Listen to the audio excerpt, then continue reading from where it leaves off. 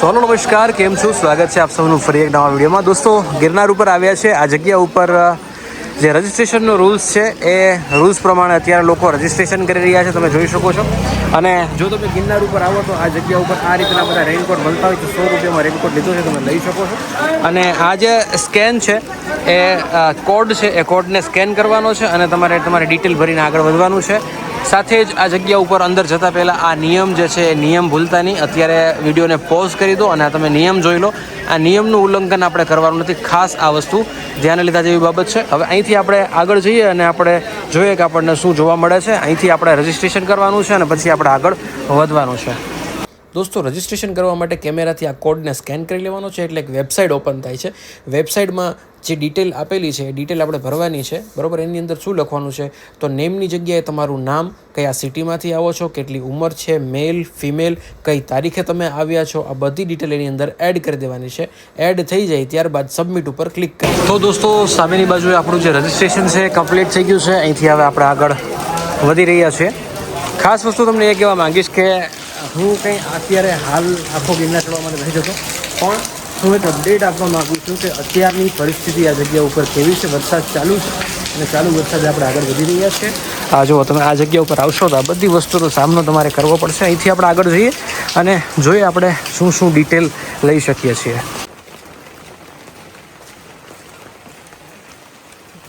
જય ગિરનારી, જય ગિરનારી, જય ગિરનારી. થાકી ગયા ભાઈ.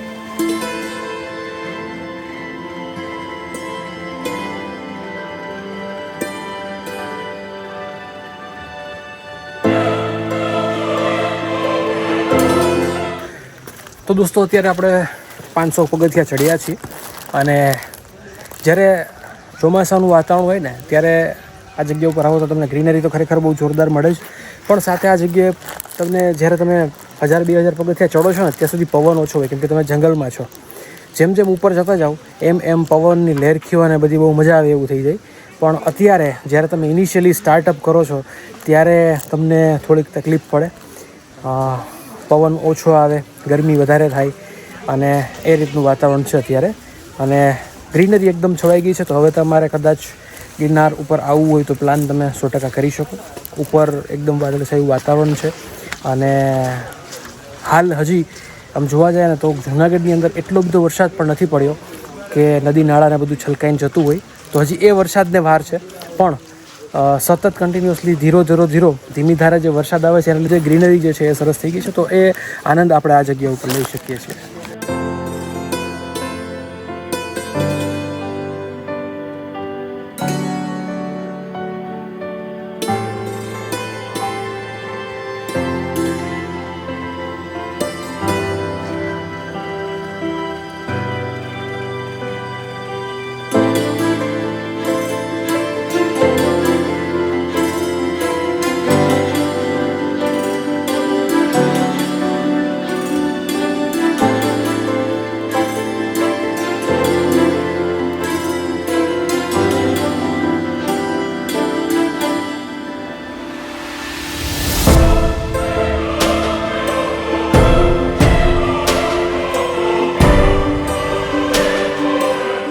દોસ્તો, તમે જુઓ આ જગ્યા ઉપર હજી થોડાક પગથિયા ચડ્યા છીએ, ત્યાં વાંદરાઓ ખૂબ મજાના જોવા મળે.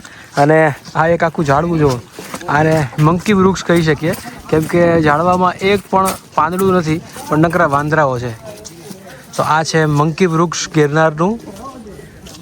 સામેની બાજુએ પણ તમે જુઓ એક કપલ બેઠું છે ત્યાં ભાઈ. વાહ, આમાં કાંઈ ઘટે તો આમાં કાંઈ ન ઘટે ભાઈ. અને નીચે જ એક સુંદર મજાનું દ્રશ્ય અત્યારે આપણે જોઈ રહ્યા છીએ કે મા દીકરો ત્યાં બેઠા છે. જો વાહ વાહ ભાઈ વાહ, એકદમ સુંદર મજાનું દ્રશ્ય પ્રકૃતિના ખોળામાં અત્યારે આપણે જોઈ રહ્યા છીએ. અને ઉપરની બાજુએ તમે જુઓ તો ખૂબ જ સરસ રીતે આ દ્રશ્ય આપણને જોવા મળે. વાહ. હવે જો તમે ચોમાસું એકદમથી સરસ રીતે જામી ગયું છે, ગિરનાર ઉપર ગ્રીનરી સરસ મજાની જોવા મળે છે. હવે તમે જો આ જગ્યા ઉપર આવવા માટે પ્લાન કરો છો તો કઈ કઈ વસ્તુ સાથે રાખવી એ એક ખૂબ જ મહત્વનો પ્રશ્ન છે. સૌથી પહેલું મારું તમને સજેશન એ રહેશે કે તમે જ્યારે પણ આ જગ્યા ઉપર આવો છો તો એક રેઇનકોટ સાથે લાવો, કેમ કે ઉપર વાતાવરણ છે ને નક્કી નથી હોતું ઘણીવાર એવું બને કે ભાઈ જુનાગઢમાં કંઈ ન હોય, જુનાગઢમાં વરસાદ નથી, પણ જ્યારે ગિરનાર ઉપર ખૂબ વધારે વરસાદ આવી જતો હોય છે તો તમારે સાથે એક રેઇનકોટ હોવો જોઈએ. જો તમારી પાસે રેઇનકોટ ન હોય તો યુઝ એન્ડ થ્રો રેઇનકોટ્સ અત્યારે આવી રહ્યા છે, એ એક રાખવો ખૂબ જરૂરી છે. બીજી વાત, સારા એવા સરસ મજાના શૂઝ જે તમને ટ્રેકિંગમાં મદદ કરે, ચાલવામાં મદદ કરે, એ શૂઝ હોવા ખૂબ જ જરૂરી છે. અને આ સિવાય વધારાનો કોઈ પણ પ્રકારનો સામાન લાવવો નહીં. પાણીની બોટલ સાથે રાખવી ખૂબ જરૂરી, કેમ કે રસ્તામાં જ્યારે તમે જાઓ છો ત્યારે પાણીની છે ને ફ્રીક્વન્સી બહુ ઓછી જગ્યાએ મળતી હોય છે, અને જે બોટલ્સ મળે છે થોડી કોસ્ટલી મળતી હોય છે. સાથે આ બધા કરતાં સૌથી વિશેષ વાત એક, જ્યારે પણ તમે ગિરનાર આવો છો, આ જે જંગલ વિસ્તાર છે એ જંગલ વિસ્તારમાં કોઈ પણ જગ્યાએ આપણે આડાઅવડું જવાનું નથી. ભલે ગમે એવું વાતાવરણ હોય, ગમે એવી નદી હોય, જો તમે આ જંગલ વિસ્તારમાં આડાઅવડી જગ્યાએ જશો તો આ જે વિસ્તાર છે એ હિંસક પ્રાણીઓનો વિસ્તાર છે. આગળ આપણે બનાવ જોઈ ચૂક્યા છીએ કે કેવા કેવા બનાવો બની રહ્યા છે.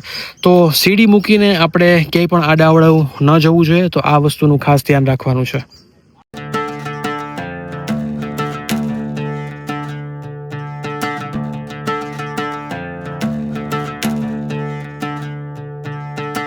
દોસ્તો, તમે અને હું કદાચ ગિરનારને એક સરખો જ પ્રેમ કરીએ છીએ.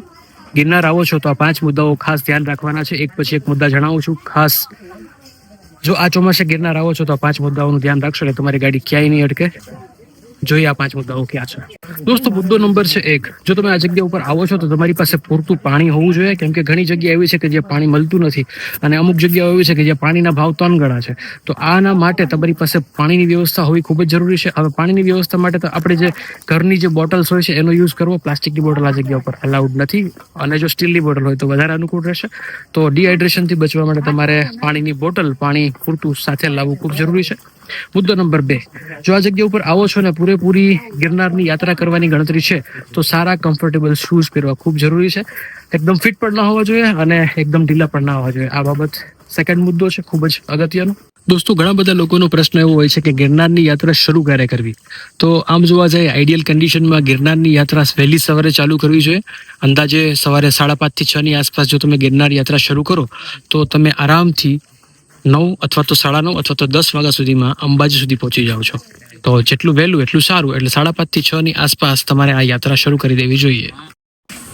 દોસ્તો, મુદ્દા નંબર 4 ની વાત કરું. જો તમે આ જગ્યા ઉપર ગિરનારની યાત્રા સંપૂર્ણ કરવાના હોય તો તમારી પાસે જે સામાન છે એ એકદમ જરૂરિયાત વાળો જ હોવો જોઈએ. જો વધારે સામાન લાવશો તો તમને યાત્રા દરમિયાન ખૂબ જ તકલીફ પડી શકે છે, અને તમને વજન લાગશે, તમે ઉંચકી નહીં શકો.